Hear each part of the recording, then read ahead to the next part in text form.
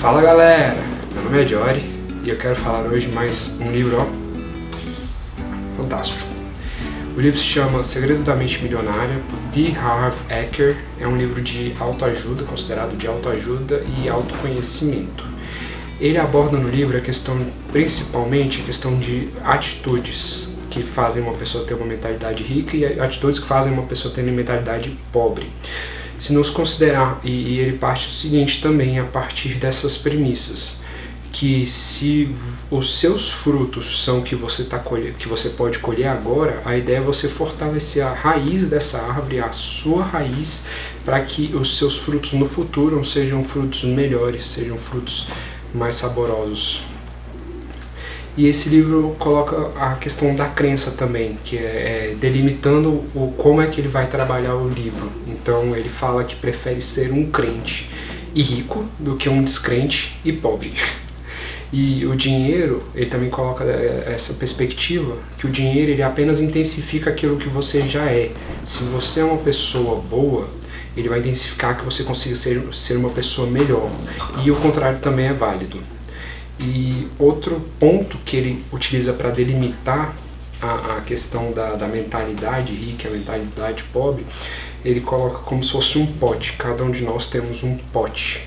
E esse pote determina o quanto de riqueza você vai conseguir segurar. Se seu pote for pequeno e você, por exemplo, ganhar na loteria, o seu pote vai encher demais e ele vai transbordando aos poucos, até que você volte a ter aquele tamanho de pote. Agora, se seu pote for imenso e você tiver pouco, a tendência é que esse pouco aumente e torne esse pote cheio. E é essa a questão que ele começa a tratar e desenvolver em 17 capítulos, que ele chama Princípios de Riqueza. E ao final de cada princípio ele coloca declarações e exercícios para fixação. E esses exercícios contêm frases e atitudes com programações verbais que podem ajudar a pessoa a mudar o mindset de como ela vê o mundo, de como ela age perante o mundo. Assim, aí ele coloca a seguinte frase: o condicionamento do seu subconsciente determina o seu pensamento determina os seus sentimentos determinam as suas ações, que finalmente determinam os seus resultados. E como é que acontece esse processo de mudança? O processo de mudança acontece por uma conscientização do que está sendo feito, depois disso um entendimento, a partir disso uma dissociação entre o que está sendo feito e o que você gostaria de fazer, e depois um recondicionamento. E ele fala que a nossa vontade cria o nosso mundo. Então, se você quiser criar um mundo diferente, você precisa mudar a forma como você age perante esse mundo.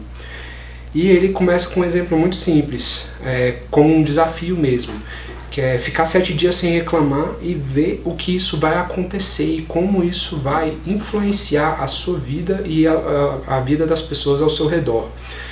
E também como a questão de se justificar e se queixar vai matando o seu desenvolvimento como pessoa e o seu desenvolvimento da sua mentalidade rica.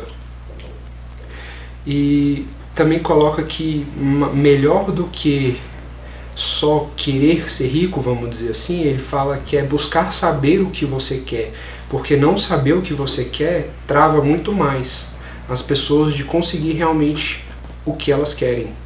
Então, para elas conseguirem o que elas querem, elas primeiro precisam saber o que elas querem.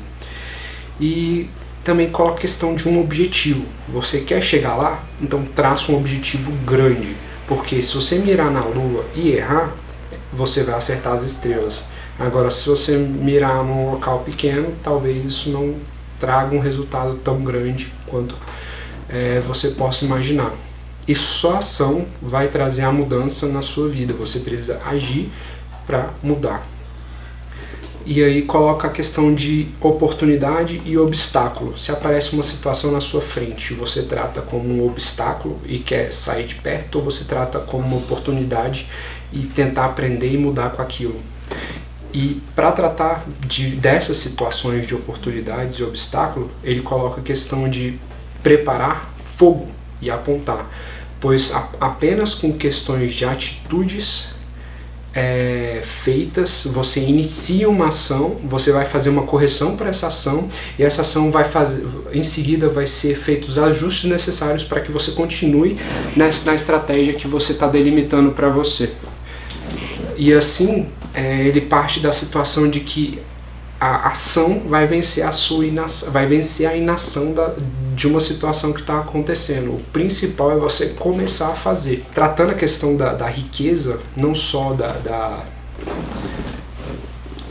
ainda delimitando os fatores que ele quer colocar, ele coloca a questão de pessoas bem-sucedidas. Você vê uma pessoa bem-sucedida, isso te traz admiração, te traz inveja, te traz ressentimento. O que isso te traz? E você olhando para essas pessoas, você considera que elas merecem o que elas têm porque elas são ricas, ou você acha que elas não merecem? Aí fica a pergunta, isso não deveria te trazer admiração, o fato delas serem ricas, o fato delas terem conseguido tanto, o fato delas se desenvolverem? Porque isso poderia ser você. Se fosse você, não seria legal as pessoas estarem te invejando, seria melhor elas estarem te admirando pela pessoa incrível que você está sendo. E como mudar? Para mudar, nós somos pessoas de hábitos, e os hábitos nós só conseguimos mudar se nós praticarmos. Então ele fala para praticar aquilo que nós queremos ser e abençoar, porque se você abençoa aquilo que você quer ser, significa que você já aceita e almeja aquilo também. Você se vende? Outra questão muito importante colocada é que as pessoas não conseguem se vender, elas não conseguem colocar e externalizar para os outros o que elas conseguem fazer, o valor que elas têm. E se você considera que você tem um valor, que o que você faz agrega para a vida das pessoas, por que esconder? Que necessidade há de ter medo de mostrar para os outros isso? Então, o segredo do sucesso é tentar não evitar os problemas, nem se esquivar ou se livrar deles, a questão dos obstáculos, mas ver isso como uma oportunidade de crescer pessoalmente para se tornar maior do que essas adversidades, porque gerenciar problemas cada vez maiores faz com que o nosso pote de riqueza cresça, porque o que era um problema grande antes vai se tornar um problema pequeno no futuro, e você vai conseguir lidar com problemas maiores ou situações maiores que te trazem melhores e maiores oportunidades no futuro. Então o seu pote de riqueza cresce com isso. E da mesma forma que saber vender é saber receber, porque saber receber é permitir ao outro que eles reconheçam o valor que você tem. Se você não se considera digno de uma situação, isso acaba sendo uma autopunição, que é uma história que você inventou para você mesmo, que diz que você não é merecedor disso. E o mundo simplesmente vai ver assim, então ele vai falar, então se você conta a sua história vai ser isso, simples assim. Então mudar isso faz com que você cresça e amadureça no sentido de receber, porque recusar receber também é questão de negar a alegria e o prazer do outro te reconhecer, do outro ter o prazer de falar, poxa, que trabalho maravilhoso, eu quero e eu pago por isso, eu te dou porque você gera valor para mim, você gera, o que você faz é importante para mim. Então quebrar o movimento de dar e receber do universo, você vai estar treinando o universo a não mais te reconhecer e não mais te dar pelo que você está fazendo, pelo que você gera. Então ele vai desenvolver essa linha de pensamento até que ele para no seguinte ponto. Como você vê o seu dinheiro? Você vê o que você ganha por mês, ou você enxerga o que você ganha por mês como a construção do seu patrimônio, do que você tem? E se você não entende ainda a diferença entre rendimento mensal e patrimônio, patrimônio ele é um conjunto de coisas, ele é tipo o gênero em que o rendimento mensal é a espécie. O patrimônio ele é formado pelos seus rendimentos, pela poupança que você tem, pelos seus investimentos e as outras formas de receber que você tem. Pretendo falar mais sobre isso no futuro, não nesse vídeo. E a questão também de como você administra ele. Você sabe exatamente o que você faz com o seu dinheiro ou você não faz ideia? Isso não precisa ser binário. Isso tem um gradiente de situações que acontecem nesse meio que fazem com que isso influencie sua vida. Então o hábito de administrar o dinheiro é mais importante do que a quantidade que você tem. E uma das sugestões que ele faz é a questão de uma divisão do quanto você tem para gastar com casa, quanto você tem para gastar com diversão, quanto você tem para sua liberdade financeira e o quanto você tem para doação. Porque ou você controla o seu dinheiro ou ele vai te controlar. E aí ele desenvolve a ideia do que qual é o motivo do dinheiro para você? É ele dar duro por você ou você dar duro por ele? Porque se você pensar só no rendimento que você tem, é o seu dinheiro dando duro por você, é você dando duro pelo seu dinheiro. Agora, a partir do momento que você faz o seu dinheiro render para você, ele vai estar dando duro por você. É diminuir o seu esforço para gerar mais dinheiro, porque ter rendimento passivo é essencial. A questão de ser financeiramente livre, a sua liberdade financeira é você ter equilibrar os gastos para que os seus gastos sejam igual ao quanto você ganhe. Equilibrar os prazeres de hoje pensando na liberdade de amanhã. E aí ele vai desenvolvendo a questão do dinheiro, a questão do receber, a questão do dar, e ele coloca que o medo é alguma coisa que te trava, porque coragem não é não ter medo, e sim conseguir superar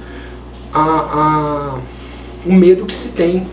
E a ação é aquilo que vai fazer a ligação, a ponte entre o mundo que você quer, o seu mundo interior, que você gostaria de enxergar, com o mundo exterior. Então você precisa sair da sua zona de conforto, sair de como você está vivendo para poder crescer. Você só cresce estando desconfortável. Na zona de conforto ninguém cresce.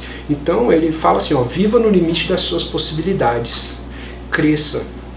E como criaturas de hábitos, é importantíssimo que a gente pratique, saber treinar a mente, saber se treinar e manejar você mesmo é o maior talento que você pode ter na vida. Porque é isso que vai fazer você ter a resiliência e o cuidado e a força para desenvolver esse hábito e chegar ao sucesso, para você ter felicidade. Afinal de contas, voltando a um vídeo anterior que eu gravei, o Andar do Bêbado, você tem mais chances de acertar quanto mais você tenta. Buscar sempre se aprimorar também é outro fato importante, porque se você partir do princípio de que você já sabe tudo, você não tem mais nada para aprender. Agora, estar aberto a sempre aprender é extremamente importante. E muita gente pensa da seguinte forma: ter, fazer e ser. Mas as pessoas de mentalidade rica, elas são, depois elas fazem, para depois elas terem. Essa sutil variação faz com que a ação venha primeiro e não o sucesso venha primeiro para gerar a ação. E ele coloca que todo mestre já foi um desastre. Para ele ser um mestre hoje, ele teve que passar por um processo de aprendizado muito grande, um desenvolvimento, um crescimento pessoal. Porque sucesso se aprende. E observar os pensamentos, observar as ações, faz com que você consiga ver no presente a sua programação passada, para que a partir de agora você possa agir a seu favor, para que você possa tomar atitudes que vão te beneficiar mais. E ele coloca um exercício no livro que eu trouxe para o final, que eu achei muito interessante, que é um exercício bônus. Se você sentar com o seu parceiro, sentar com o seu companheiro, sua companheira, e buscar dizer um para o outro quais experiências de vida vocês tiveram quando criança e como você considera que essas experiências e essas atitudes influenciam sua vida como adulto agora, e como isso influencia a questão como vocês lidam com o dinheiro. Porque o principal motivo das brigas de casais, as brigas entre pessoas, muitas vezes envolvem dinheiro, mesmo que ele não seja a questão mais aparente. Isso são os modelos de dinheiro que nós temos incutidos na nossa cabeça. Bom, é isso. Eu fico por aqui. Eu vou deixar o link do vídeo abaixo, se você quiser saber mais. Eu peço que subscreva-se no canal, é muito importante para mim. E se quiserem deixar comentários, opiniões ou sugestões de nossos novos livros, estou aberto, estou crescendo com isso. Muito obrigado. E é isso aí. Valeu, falou!